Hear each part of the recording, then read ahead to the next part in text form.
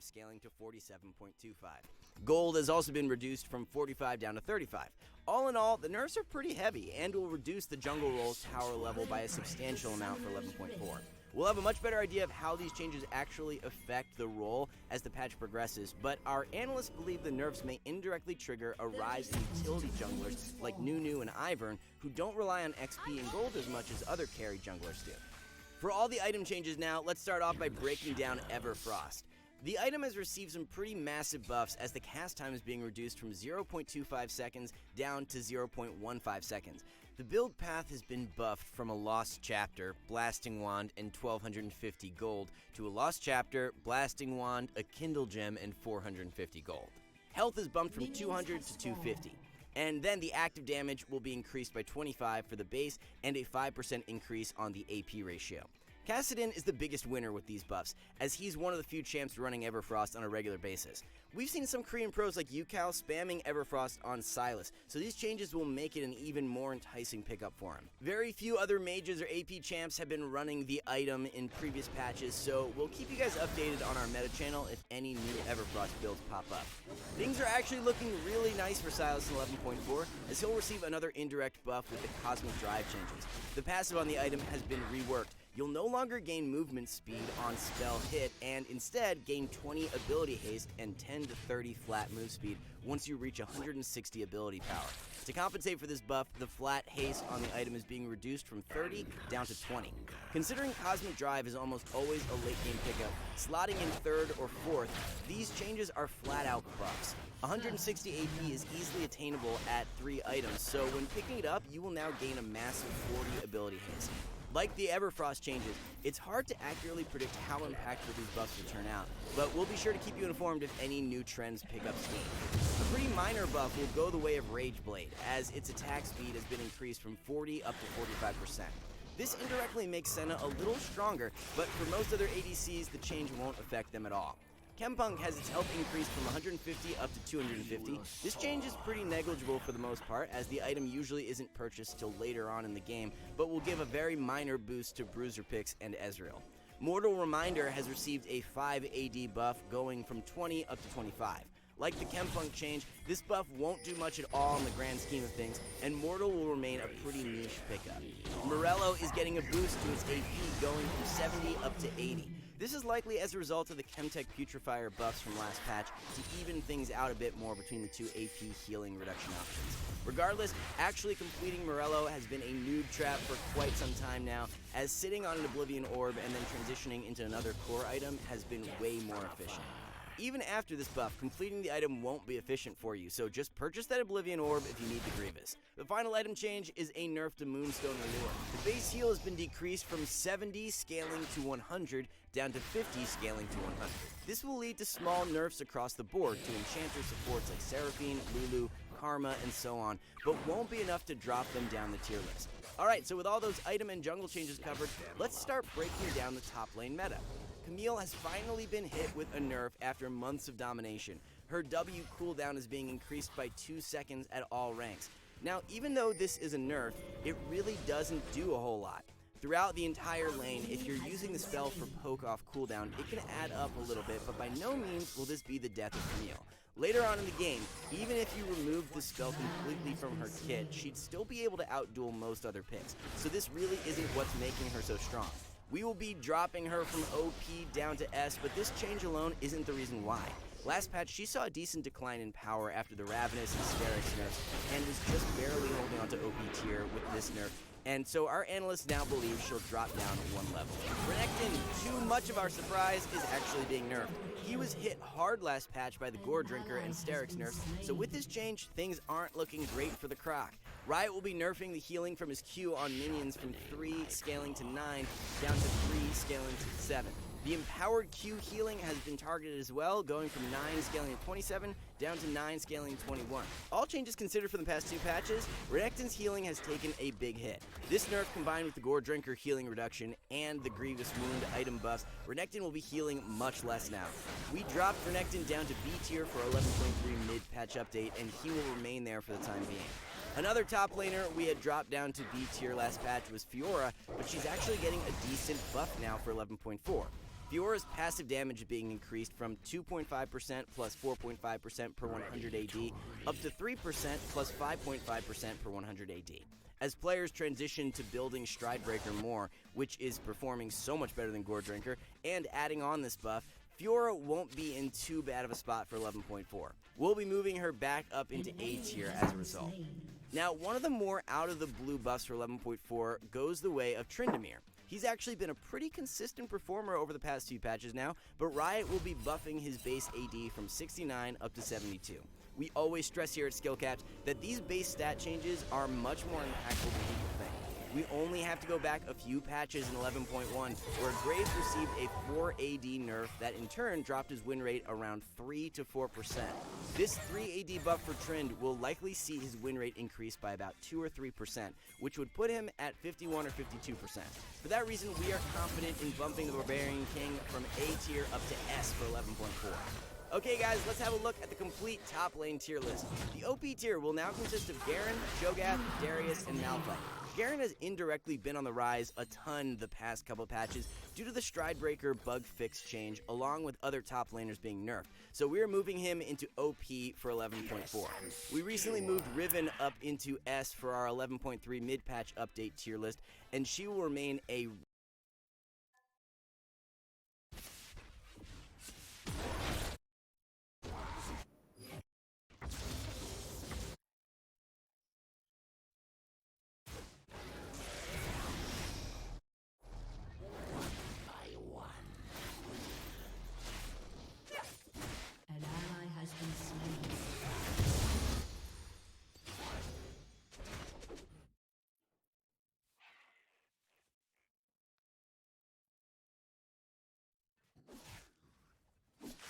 position for ambush.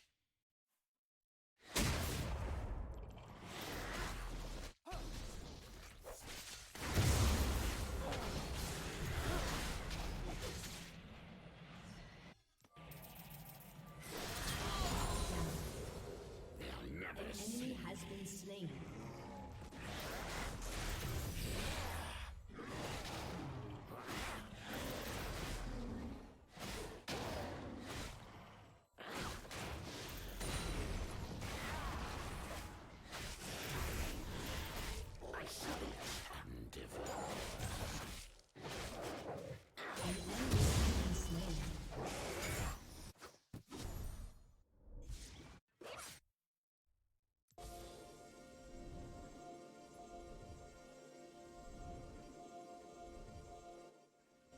Fear the void.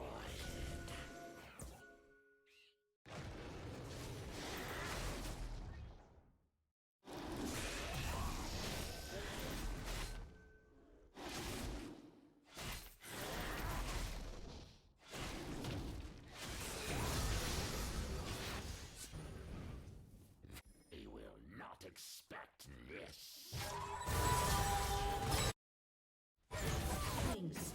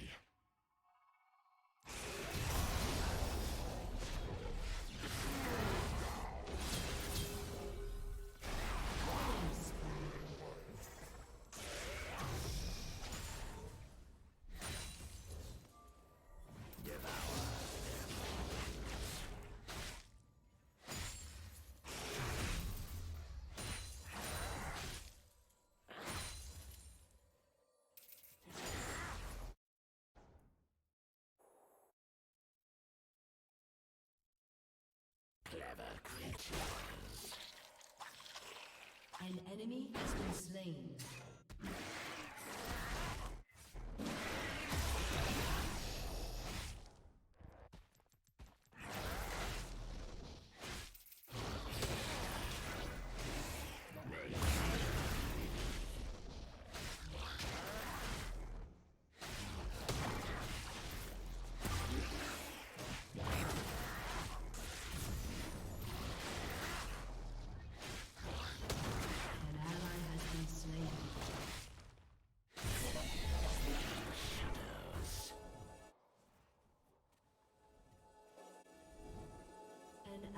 Has been slain. Shut down.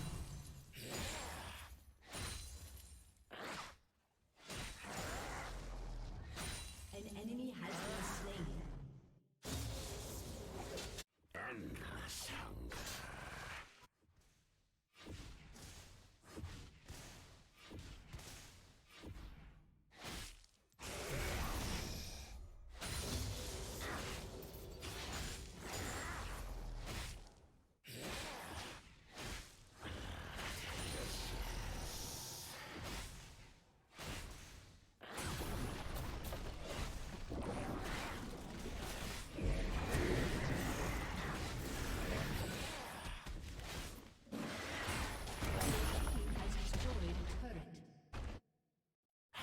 Soar over them.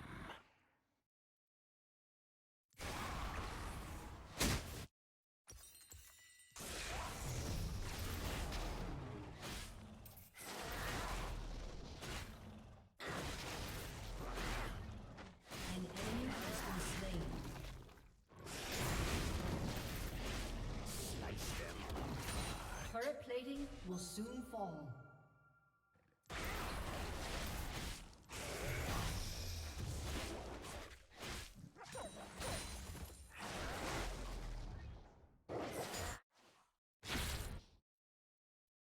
Death from afar.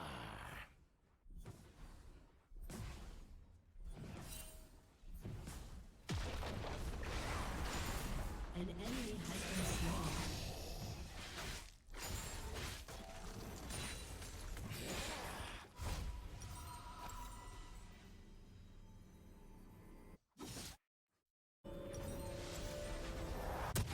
Wings are restless.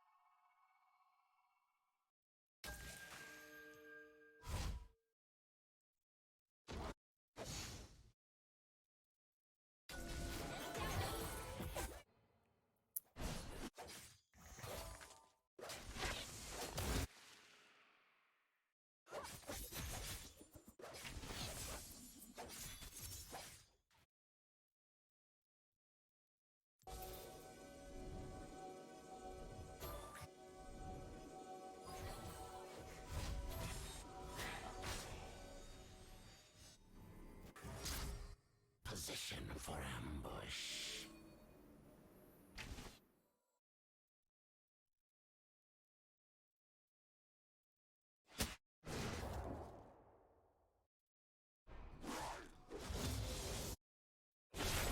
An enemy has been slain. They'll never see me.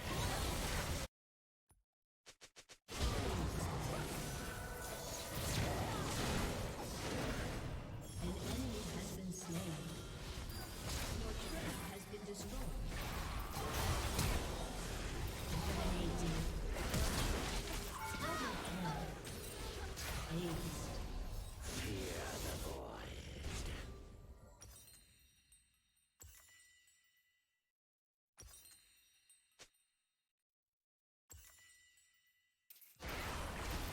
Your team has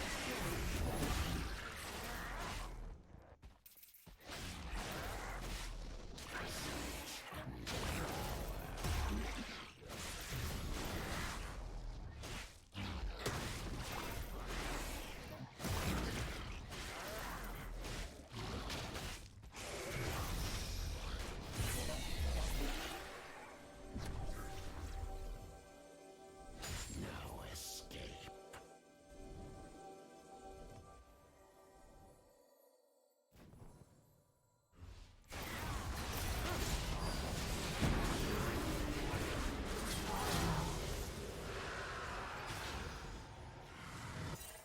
They won't know what ate them.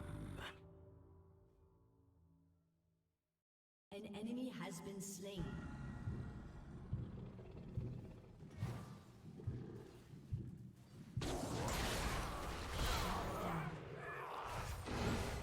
Killing spree.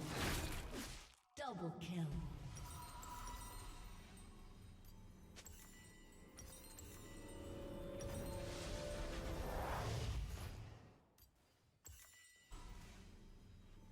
Really great carry pick for this patch as well.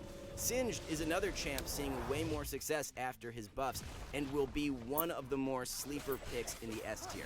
Cho, Garen, and Nasus will remain the top 3 low elo picks for the patch, and then your best bans will be Darius, Malphite, and Garen.